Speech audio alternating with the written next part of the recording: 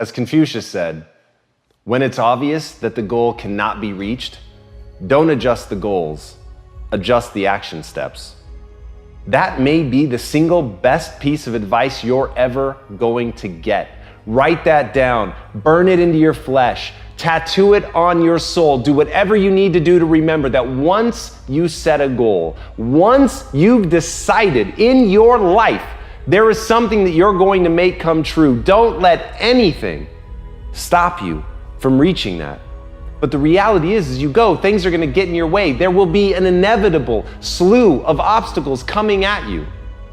But when it gets so hard that you realize that the path that you're on is simply not going to take you where you want to go, rather than give up on what it was you said you were going to do, find a different path. And in that, when you really make that the cornerstone of your identity, that you refuse to bend or be broken by obstacles, by challenges, but instead you rise to those challenges. You go over, under, through them. You do whatever you have to. You devise any plan to find a way through.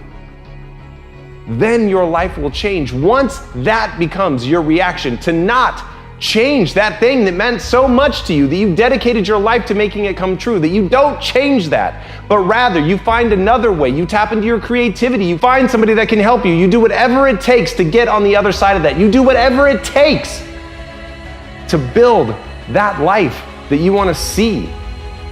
But if your reaction is to change your goal, to make it easier, to move it closer, to be less of who you could be, simply so you can check a box, you're never going to have anything that's worth having. And as Jesse Itzler said, the way you conquer self-doubt is by doing things that make you uncomfortable. And that's what stops people. The reason that people adjust the goal, the reason that they move it closer, the reason that they lower the bar and make it easier is because they're afraid. They're afraid of what it says about them. They're afraid that they're not going to be able to accomplish it. They're afraid to tell people what they're up to. They're afraid to even dream big because they don't know if they're going to make it. They don't know if they have inside what it's going to take to persevere. But I'm telling you right now, if as a process step, you simply change it so that when something proves itself to be impossible, you don't ask, how do I change it to something that is possible? Instead, you find another way around. You find a way to believe that there is always a path to making the impossible possible, that you understand that as you grow and get better and become capable of more, that you can overcome things that were impossible yesterday. And that, my friends, is the key to accomplishment. To understand the only difference between the possible and the impossible is your set of skills, a belief in yourself, a belief that you can get good at anything that you set your mind to. So make that the pillar upon which all of your identity stands, that when times get hard, you go harder.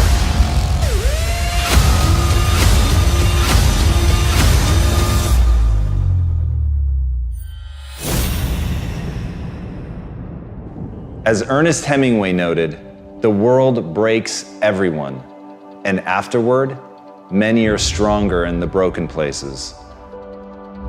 But my question is, why isn't everyone? To me, it comes down to the strategies that you use. There really isn't anything objectively good or bad. There isn't anything that happens to you that can't be overcome. There isn't anything that could happen to you, anything that when you turn inward, you can't find a reason to overcome. You can't find a way to put those pieces back together, and that becomes your job. It becomes literally up to you whether you're going to sit and wallow and woe is me, because what happened, happened, and there's no way to take it back. But how you respond, what you bring to that table, whether you meet fire with fire, whether you meet that adversity with falling apart, becoming weaker in the areas that broke, or you bind them and mend them, and it becomes like a weld that literally makes you stronger, is a choice.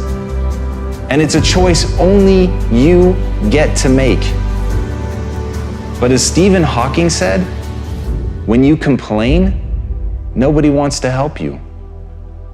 There are many things in your life that you have every reason to complain about. You have every reason to be upset by the things that have happened to you. The most sinister thing about excuses is they're valid.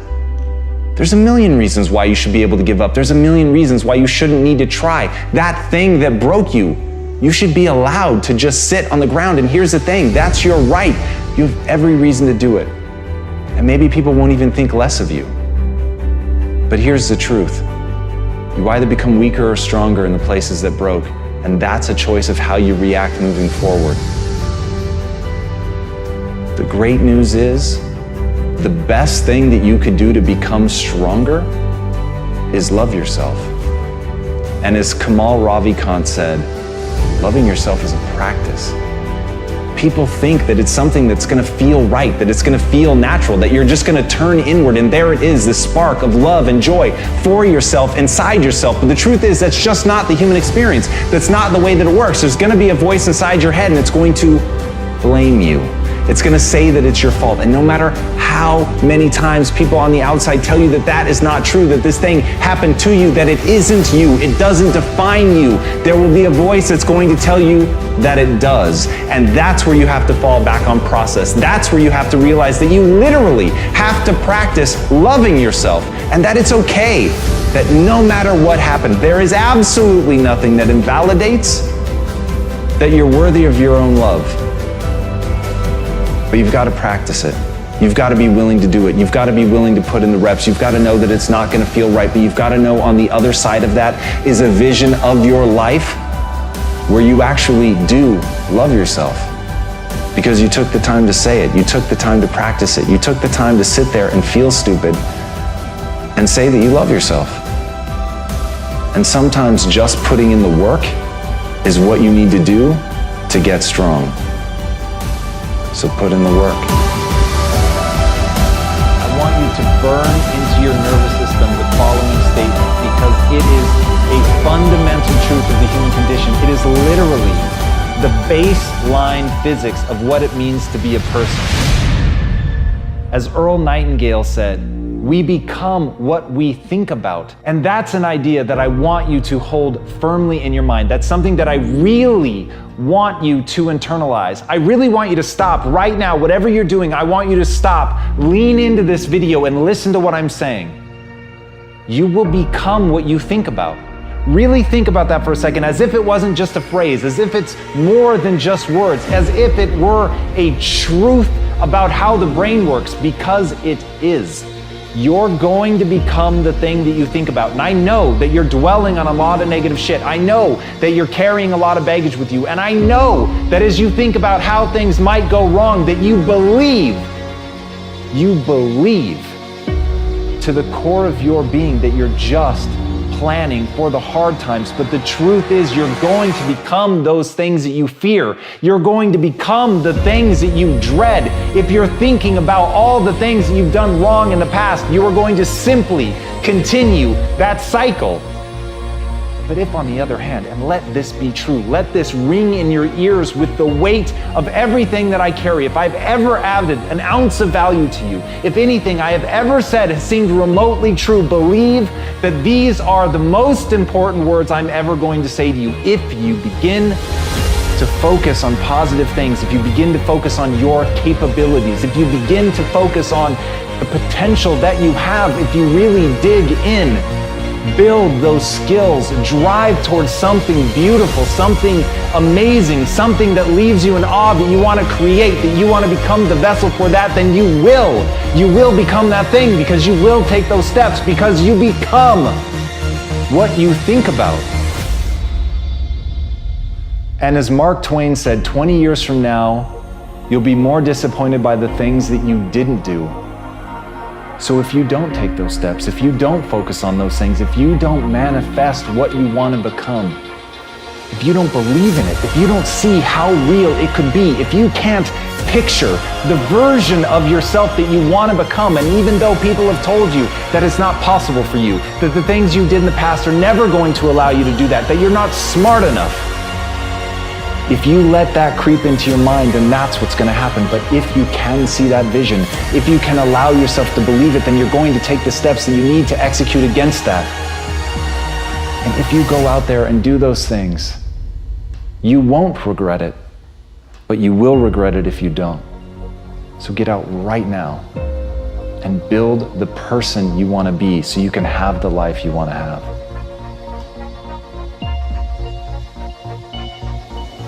As Daniel Pink said, people fail to achieve mastery not because they aren't talented, but because they aren't disciplined. The wonderful news about the human condition is you can get good at anything that you set your mind to. It's just not going to be easy, and it's not going to be fast. But the willingness to put in that work is what's going to separate you from everybody else. And I'm begging you to see yourself right now, today, as average, as no better than anyone else. But I beg you, with more force than I know how to convey with this language, to see yourself as malleable, to see yourself as capable of becoming anything you want to become truly extraordinary. If you can find within yourself the discipline to stick with it long enough. And as Steve Martin said, perseverance is a great substitute for talent. Everybody wants to talk about who's talented. Everybody looks at the person with innate talent as if they have something magical. But to me, it's a gift, it's a handout, it's a freebie. It hasn't been earned. And no matter what it is, it's only the beginning. Even somebody that has talent, even if you get an early win, if you let somebody outwork you, if you let somebody who has more perseverance, more grit than you, then they are going to outperform you on a long enough timeline. The only thing I can guarantee is you will be outworked by somebody unless you pour your heart and soul into getting great. If you don't take days off, if you put yourself into it as if your life depended on it, when you act like that, then you've got a chance to be great. And as Robert Horry said, pressure can bust pipes, but it can also make diamonds. You've got to want that pressure. You've got to want things to be hard. You can't seek out the easy life. You can't just hope and pray that you can uncover inside of you some talent that's laid dormant that you didn't know about that's going to let things be easy for you. Don't want the easy. Want the hard. Want the pressure. Want the thing that's going to turn you into something. Because when it's easy, you don't work for it. When it's easy, you don't push. When it's easy, you get surpassed by the person who has to give it their all, who's prepared to do blood, sweat, and tears in order to become that thing that they want to be so badly because they are so fucking angry that they were never given anything. And with that chip on their shoulder, they're determined to become anything that they set their mind to.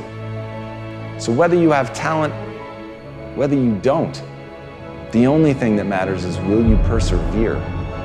Will you stick with it long enough to get great? Choice is one of the most intoxicating things in your life. It's one of the most beautiful things any of us are ever going to encounter. But hiding in that beauty is the most destructive force imaginable. Because if you want to get something done, if you want to do that thing that burns inside of you, you have to remember, you can do anything once you stop trying to do everything. The key to really being successful, the key to doing something at a grand scale, the key to playing on a world stage is to pick something, to be able to stand in a room with 1,000 doors and shut 999 of them, to have the balls to know which path you're willing to take and to exclude all others. But until you can do that, you're never going to be able to develop the skill set that you're going to need to perform, because here is the reality. It isn't about what you think you should have to put in. It isn't about the amount of energy and drive that you think is reasonable. As Carl von Clausewitz said, pursue one great, decisive aim with force and determination, because that is how you bend the universe to your will. That is how you impress people. That is how you capture the human imagination. And if you want to do something extraordinary and be remembered, you've got to get so good that you're performing at a level that has never been seen before. That is the only path to set the bar ridiculously high and then surpass all expectations. You can't put it down low and then beat it and say, whoa, look at me. people don't give a shit. They see through that. You've got to do something that leaves their jaw agape. You've got to do something that makes the hair on the back of their neck stand up. You've got to leave them in awe. But the only way to do that is to get that good. And the only way to get that good is to pick one thing and go at it with everything you've got.